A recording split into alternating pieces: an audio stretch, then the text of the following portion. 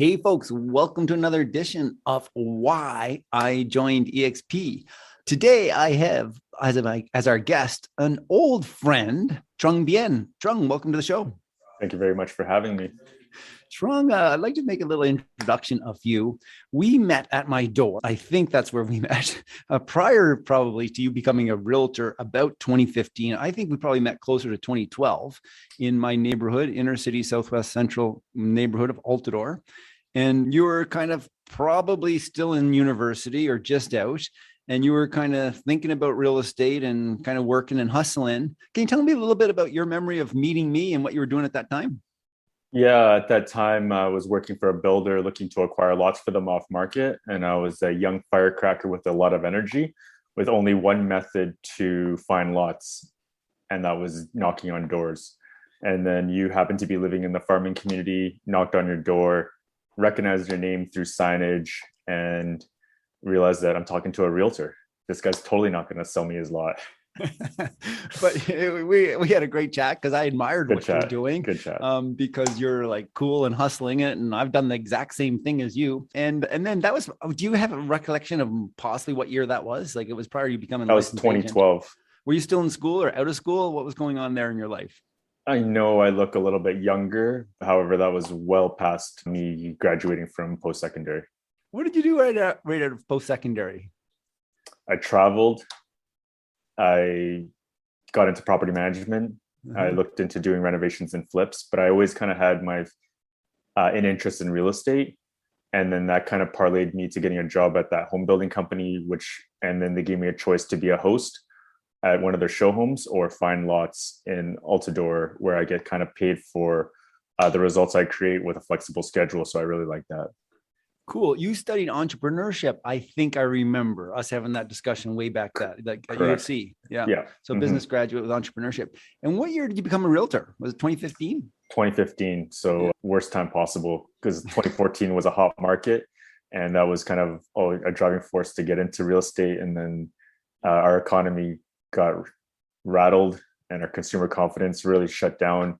And a lot of real estate transactions were not happening with a lot of buyers on the fence. I think you probably became licensed like in January or February of 2015. Is that correct?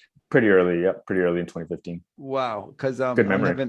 I'm having memories about my place or my situation at the time. And I'd like to maybe go back to that too. And how we met again at the early in your stage of getting into real estate. So you may just touch on that right now.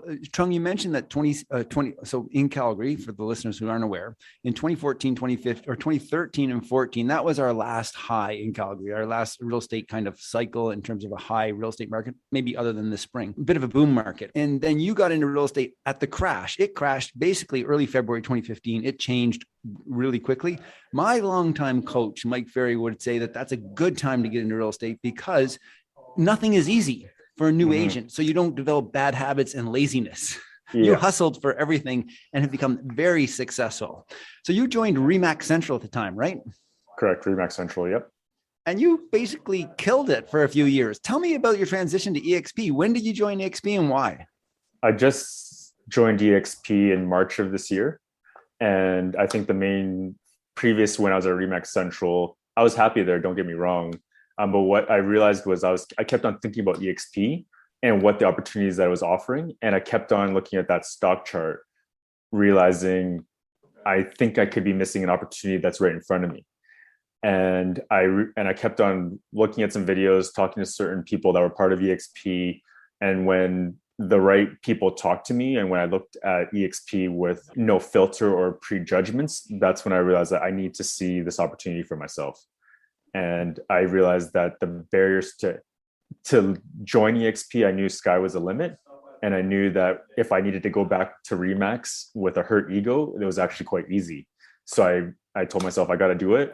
I can't stop thinking about it. And I left in March, which was kind of a tough time because the market was so busy. Well, good for you. Let's just backtrack a little bit and say back to, you've been in real estate, it sounds like about 6 years. Where you started, I think you were kind of a top producer in the office, probably as early as your first year, or certainly by your second or third year. Tell us a little bit about your sort of sales volume or your success. I think in the first year, my goal was to make over 100 grand GCI, and I hit that. A second year, walk into the office, the owner of the brokerage walks past me and he says, second year in the office and you make top 10, eh? And I couldn't believe it that I made top 10. And I quickly just moved up the ranks in Remax Central, which has a lot of top producers. Production levels were kind of always hovering around like 50 to 60 to 70 to 80. And then now it's climbing to over like 100 deals per year. But it was pretty much a very steady climb to get to 100 deals per year, which is this year. So I'm really, really, really grateful for that. That's great. And when you say you were surprised your second year to be top producer, top 10, I mean, were you really surprised? Because you're driven, you're like an entrepreneur, you're a grinder. You must know that about yourself. I was young and tenacious, and I didn't know that it was hard. Mm-hmm. I did in hindsight, now that as a realtor, you have multiple ways to kind of attract business, such as your sphere, sign calls, your referrals. I never knew that door knocking was hard. So it's kind of weird that what you said was that it's harder to kind of start in a tough market, because then you just kind of channel your energy, and then you don't really think about the difficulty of it. You just got to do what you have to do for the sake of survival. So yeah. And Trung, I just want to loop back a little bit about well, sort of how this current platform or this system that we're both involved in, EXP, how it's different from the model I've come from. So I started my career with Century 21, moved to a couple of independent brokerages, was with Keller Williams, and then was with Remax for about 15 years. In 2015, when you became a realtor, you came to me and you said, "Hey, Brian, will you be a mentor to me?" And I understand leadership, or I have some idea. And I actually said no.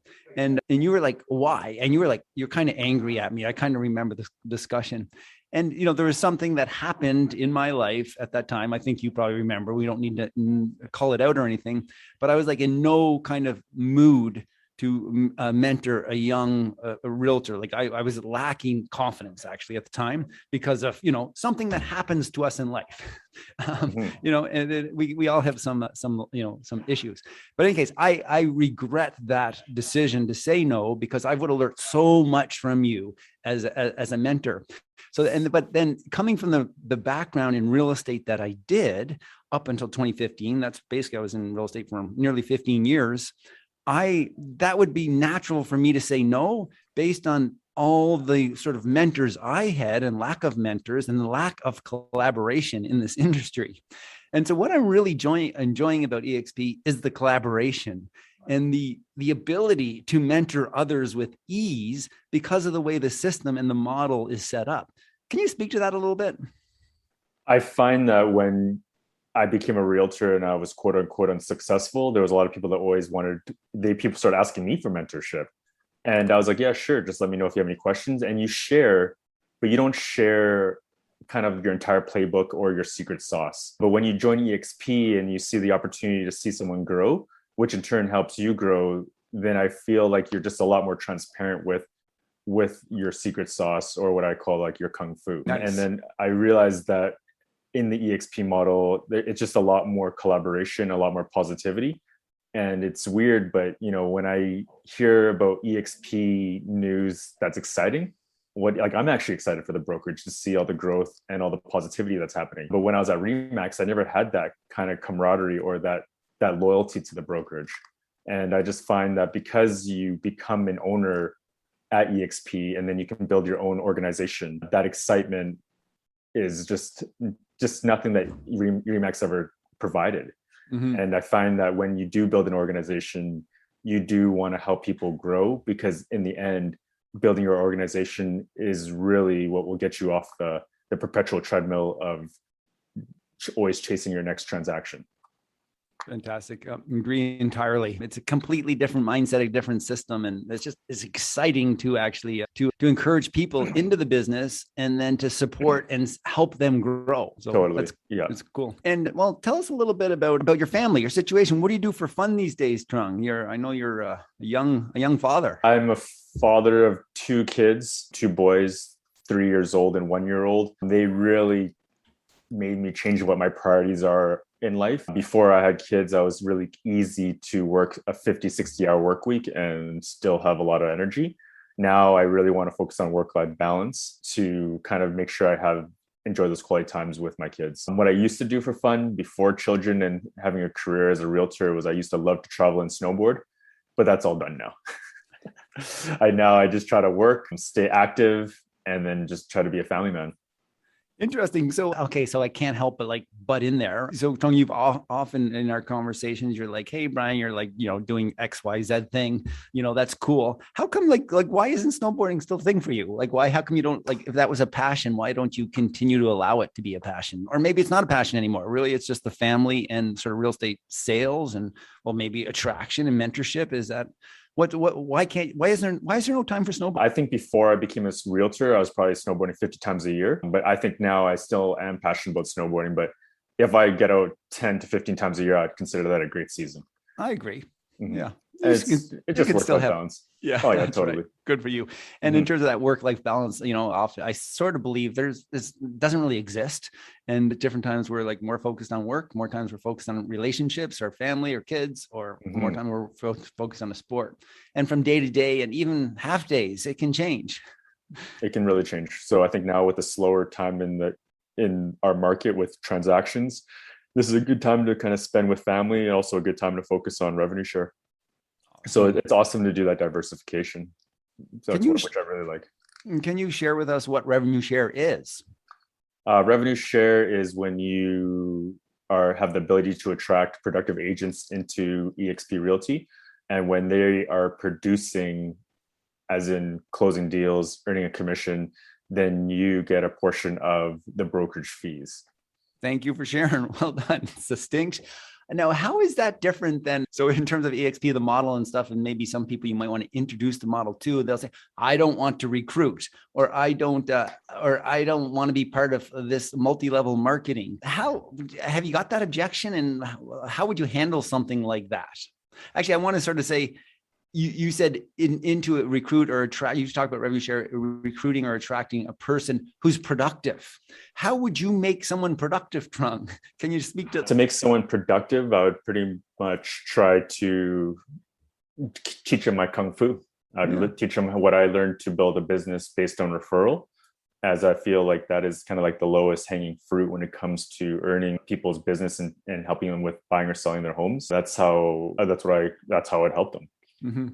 And then in terms of attraction for having people join EXP, I would say that it just all starts with warm conversations. What I noticed is that when I joined EXP, a lot of people were coming to me asking me about EXP. And I think I tried to have a good reputation and kind of just do the right thing when I'm a realtor. So I find that I attract realtors quite easily. And then they always have a judgment call on who will support me the most. So I always try to be genuine with them.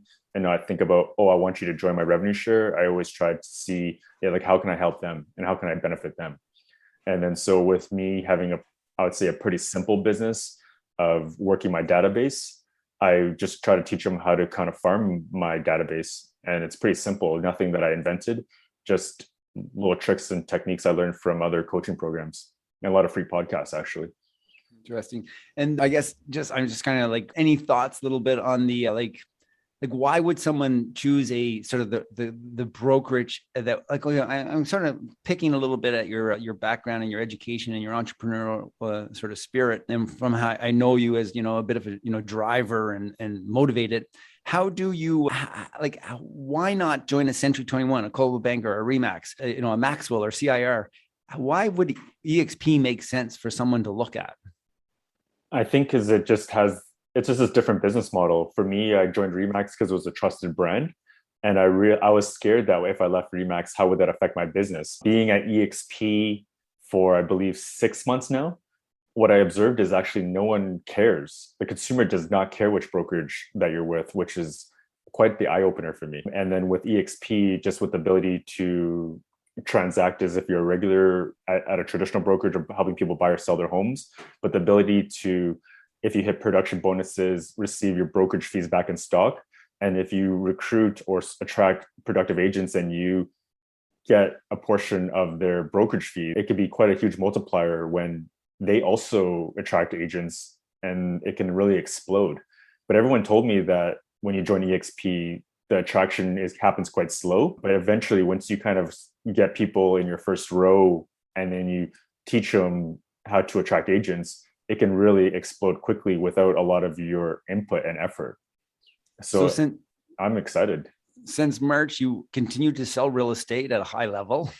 You've and so you've earned that income, which you were going to earn regardless whether you were with Remax or EXP. But since then, you've added a couple more sources of revenue, and I would think of those as stock in the company because of just naturally that happens in this company that has increased in value, as well as you're gaining some revenue share from the agents that you have attracted and their business, and you're supporting them with love and mentorship. Is there any, I mean, does that make sense? Totally. Yeah. What I find too is when it's a little bit slow, I got to ask myself, do I want to chase down a buyer lead or a seller lead that I don't really want to work with? Or do I want to have warm conversations with other realtors where I can help them get off the perpetual treadmill of real estate production and help them kind of get financial freedom? And it's incredibly exciting to have a warm conversation with realtors about EXP. And that's what excites me too, that I can get closer to financial freedom and also helping someone else get there too. I guess I want to say congratulations, Trung, on being what I think of as, a young agent. And I actually think of you being relatively new, even though it's been like 6 years, but that just shows you how old I am. And what I'm saying there is, so I've been selling real estate almost 20 years. And I sort of think at this point that it's a really good career for about 15 years. For a lot of agents, it takes 5 years to learn it. It didn't take you that. And then you can have 10 years of a killer career. And then you're kind of like done or whatever. So I already see you being in it for 6 years, and your interest is in more, it seems to be more mentorship and training and, helping other people learn this business. And so I commend you on that. I honestly, even when I'm helping people buy or sell their homes or training other realtors or mentoring other realtors, I just try to have like a positive impact in their life. I think that's just what kind of really makes a difference and helps me sleep at night, is just kind of just doing the right thing for other people. And when you do that, I find good things come. Trung, what are some of your sort of coming winding down a little bit? What are some of your future goals? Where do you see yourself, or you want to share with the listeners a little bit some of your future goals, as well as what's the best way for people to reach out if they had more questions or wanted to learn about Trung and what you're up to? In terms of future goals, I think the main one is to actually enjoy whatever I'm doing. Just try to really enjoy the moment, whether I'm in production with my family or working, and then get closer to financial freedom where I can step off be out of production and then focus on rev share. And then I think I just want to be a good dad and a good husband. I think as a realtor, those two roles can really be put on the back burner. And I really want to make sure that I make a positive impact on my kids and my wife. Trung, you are a true rock star. It's been a pleasure to know you. I look forward to our continued friendship. And I want to thank you for being on the show. And again, we'll include the sort of show notes, how to reach you. But what is the best way? Are you on Instagram, email? I'm on Instagram, email. If you Google my name, Trung Bien, you will be able to find me. I'm a realtor, so I don't want to be too invisible here. Exactly. You're not a secret agent. Correct. Trung, thanks for being on the show. Awesome, Brian. Thank you for having me.